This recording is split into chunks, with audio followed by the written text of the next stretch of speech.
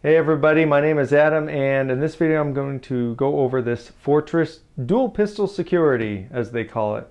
You can get this at Costco. It's $50 right now, and this is the newer model. You might see some YouTube videos of older models. I'm reluctant to call this a safe, and I noticed they didn't call it safe either, because anything in here is not really safe. These are so small and they're pretty easy to get into. This is not, thick metal all the way around, and people can find ways to get into these. So I would prefer to call it a storage box. That way it doesn't give you any false sense of security. In another video on an older model, there's a guy on YouTube, he shoves a screwdriver in here and he can just pop it open. I've tried that on here. I can't get, even with my thinnest drivers, I can't get it in there, so I don't know.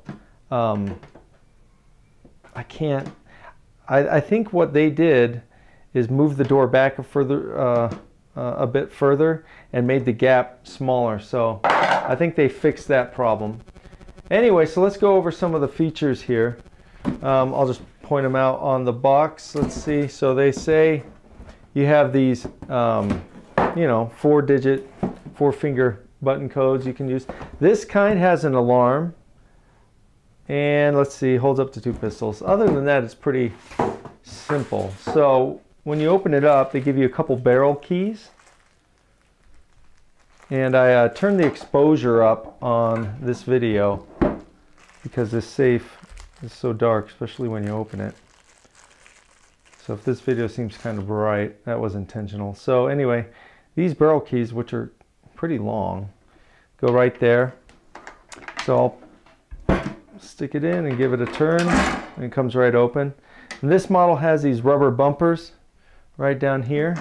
Let me zoom in for you. So if you're looking to buy one of these and you're looking online, if you see rubber bumpers, one here and one here, that's the newer model. That's one way you're going to know. Let's see what does the barcode say on this box. Here we go. Let's just take a look at that. See that part number down at the bottom, P2EAP02. And dull surprise, it's made in China. What isn't? So this one requires 4 batteries. I know there was an older one which required 8.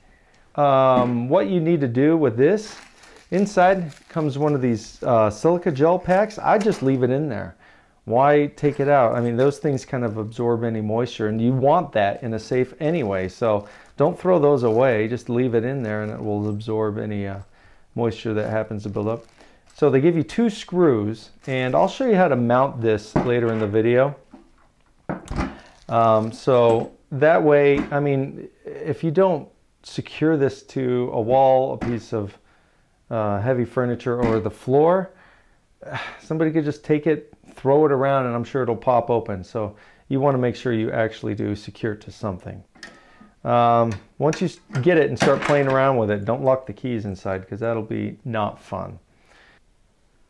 Alright, I got the exposure turned up a bit. Now looking inside, you can see it has this shelf here. Let's pull this out.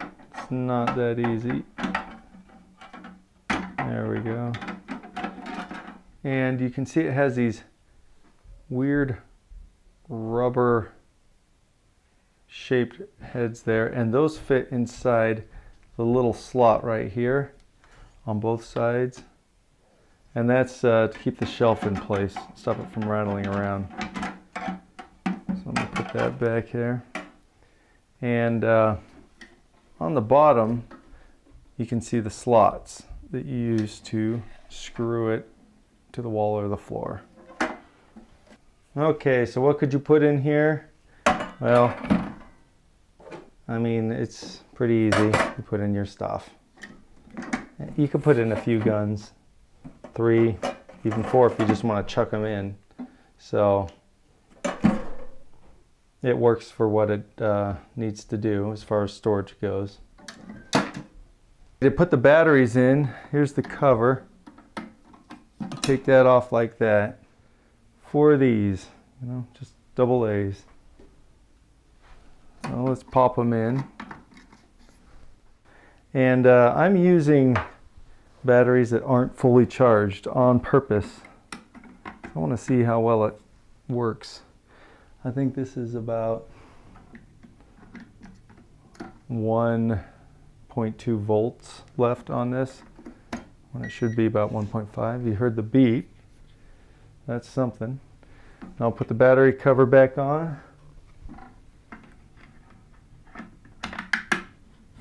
Next, you need to push the reset button. You can see it right there. See the little circle? I'm gonna hold it down for 3 seconds. You're gonna see this flash. That means tell me the code. Let's just do 1212. And you saw that blink twice. Now I need to enter it in again. 1212. Now that blinked twice and it should be good to go. So again, always make sure you got your keys out before you close it. So let's try this with low batteries and see if it can open. Nothing happened. So let's replace the batteries now and see if this will fix it.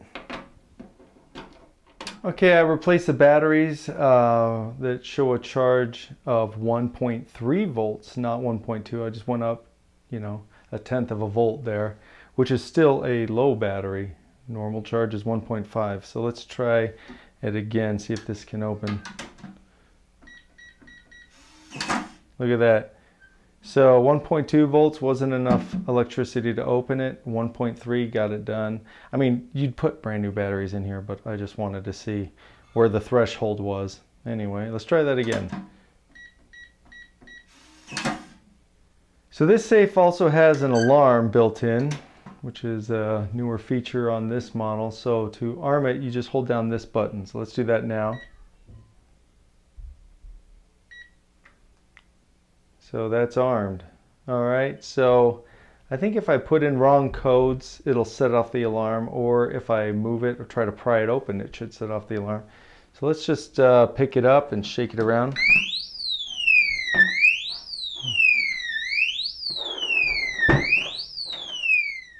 Okay, that went on for about 2 minutes, and that's only mildly annoying. I got great hearing, and that didn't really bother me. I'm right up close to it.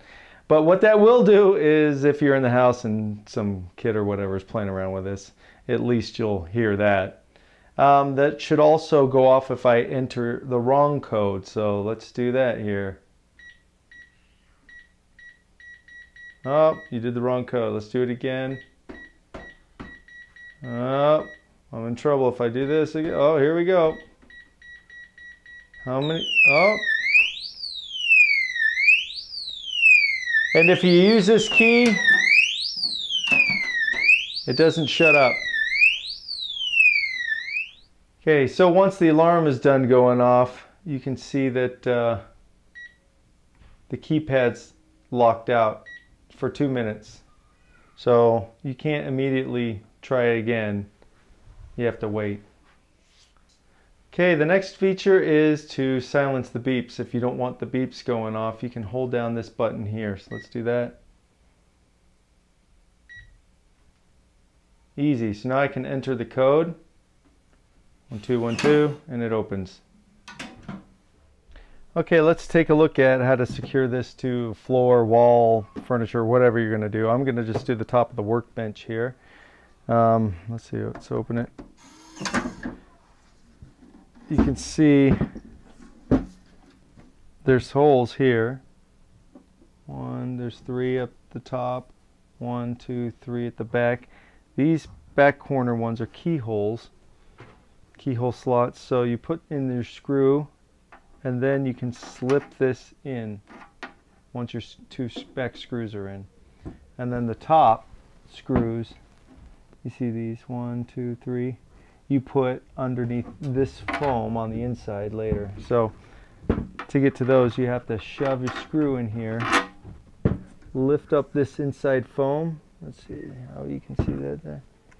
See that foam? And then you can put the screws in. So first thing we're going to do is put these in. So I already got one in right here. Now looking at the bottom, you can see these eye hole keys are 6 1/4 inches apart. So we just need to measure 6 1/4 inches distance between the screws here. It's about right there.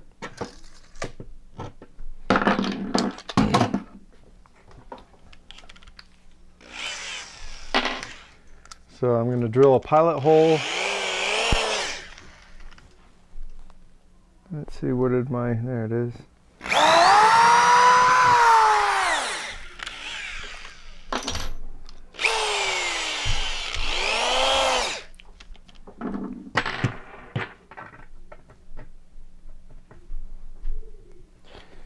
Next I can put in the screw.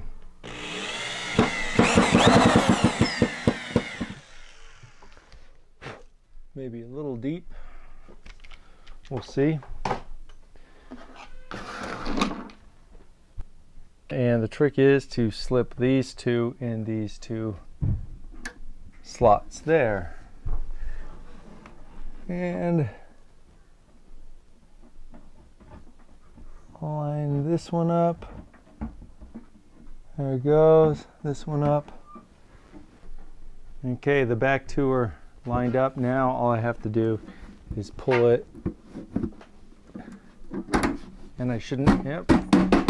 So you pull it this way, it's locked in. Now on the inside here, I need to put some more screws right under there.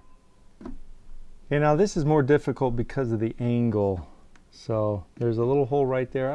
You can't even see it from here, but you can pull up your pad, and you can do however many you want. One on each corner, one in the middle, or just one in the middle, which is what I'm going to do just for my tool bench here. And you can drill a pilot hole for this as well. My drill won't be able to fit between this angle here and here. It's a little too awkward. So I'll just do this by hand. If you lift the door up, you get a bit more room to work. There we go. I'll just push this pad back down.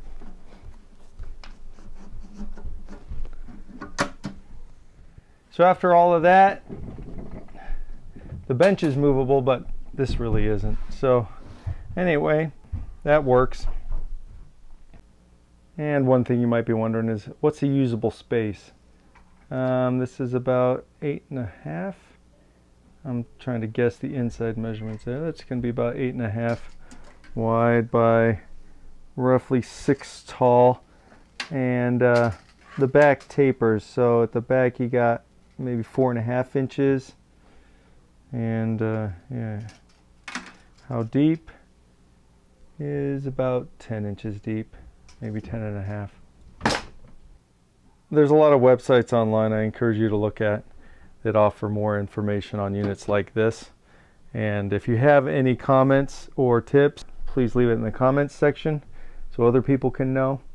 Also, where you put this is a big deal. Thieves usually go in master bedroom dressers, under mattresses, under beds, in master bedroom closets. There's kind of a hot spot, common area for thieves. So you might want to avoid all of the common areas wherever you place this. Anyway, thanks for watching. Again, if you have any helpful info, please leave it. Don't forget to comment, rate, and subscribe, and have an awesome day.